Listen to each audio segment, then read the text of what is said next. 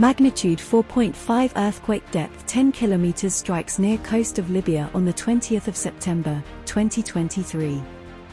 Earthquake subject to change. Libya, officially the State of Libya, is a country in the Maghreb region of North Africa.